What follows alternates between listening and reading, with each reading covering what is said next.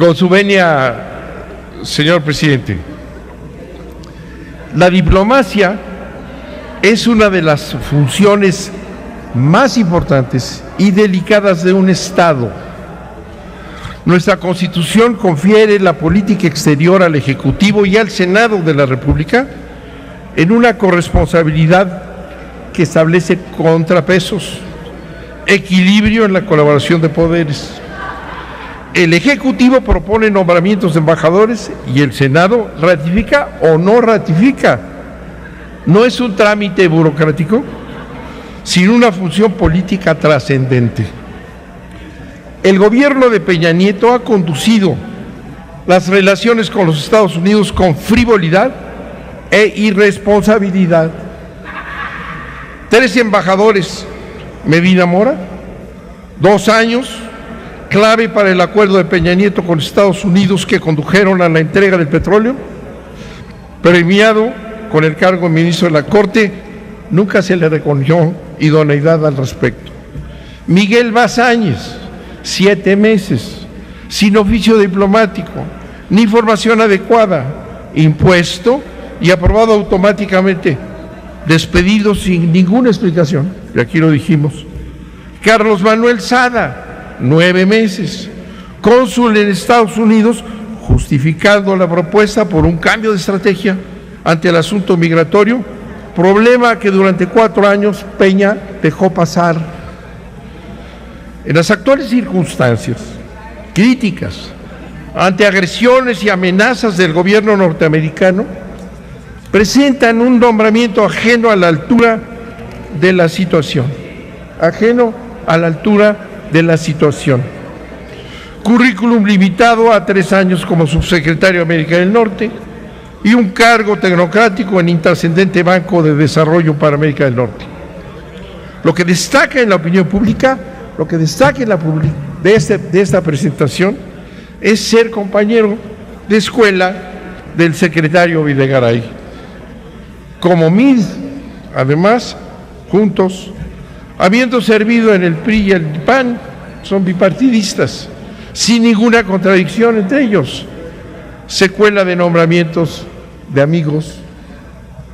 Este carrusel de embajadores inadecuados que ha colaborado en el entreguismo del Ejecutivo que nos coloca en una grave dependencia de los Estados Unidos, no solo económica y comercial, sino lo más delicado, su injerencia gravísima en materia de seguridad.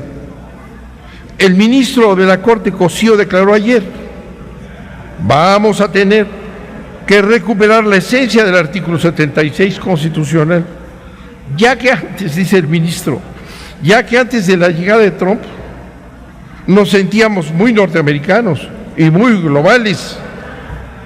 ¿Dará ese giro indispensable el amigo del secretario? Conforme a nuestra tradición, el embajador en los Estados Unidos, en México, tiene rango casi equiparable al secretario de Relaciones Exteriores. El nombramiento del embajador ante Estados Unidos requería de una profunda reflexión, teniendo en la Secretaría de Relaciones Exteriores diplomáticos de experiencias en todas las áreas de la materia, con peso político real y reconocimiento en el mundo diplomático. Debería el Senado haber buscado a la mejor persona para enfrentar a esa potencia agresiva a la que nos hemos entregado con las manos atadas. Esa es la función del Senado. Esa debería de ser la función del Senado, de equilibrio, no de oficialía de partes.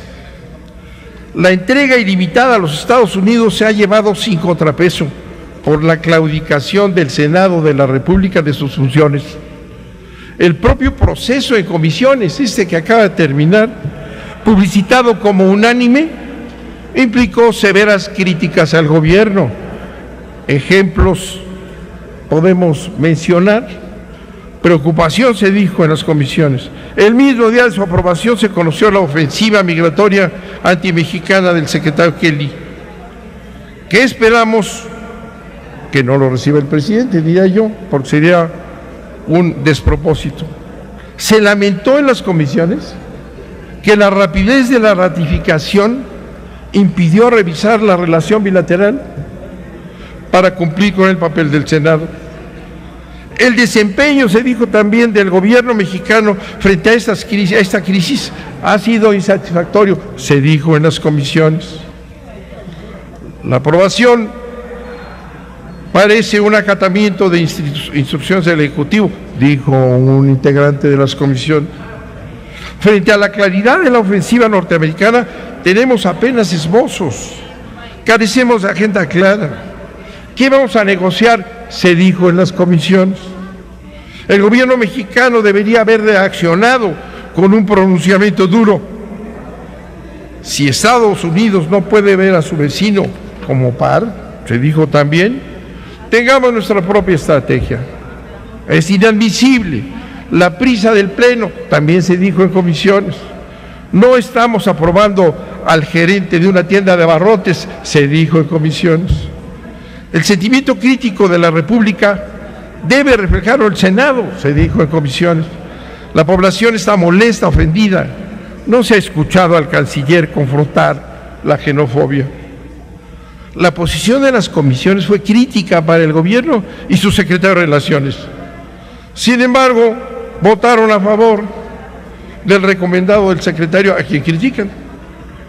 La votación refleja una vez más la claudicación del Senado de su responsabilidad, un chambelán del presidente.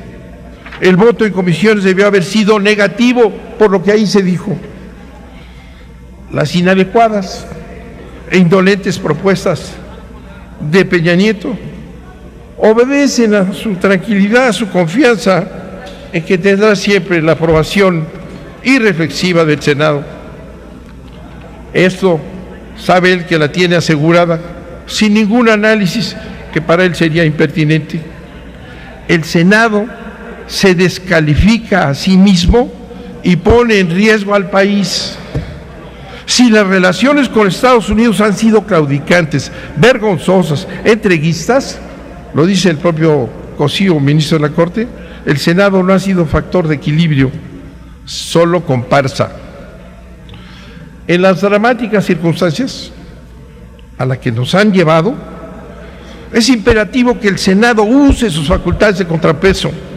No hacerlo pone en riesgo a la nación.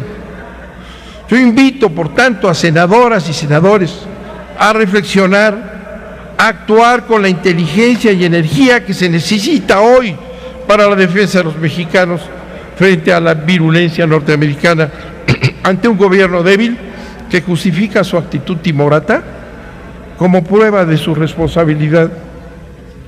Necesitamos la fuerza, la inteligencia del Senado de la República. Esa es nuestra obligación.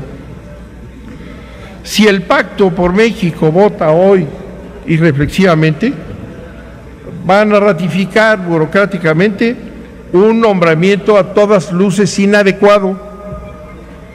Nosotros votaremos en contra. Sabemos que nuestro voto no será suficiente, pero es un llamado y a la vez un reclamo a la responsabilidad del Senado. Sabemos también que los medios de comunicación afines se encargarán de aplicar sordina a la crítica que escuchamos en las intervenciones anteriores, ¿no? Crítica que escuchamos de quienes me han precedido, celebrando los medios la ratificación como una decisión adecuada. Pero mientras el presidente cuente con un Senado sometido, la calidad e impertinencia de sus nombramientos se va a mantener. Muchas gracias, señor presidente. Gracias a usted, don Manuel Bartlett.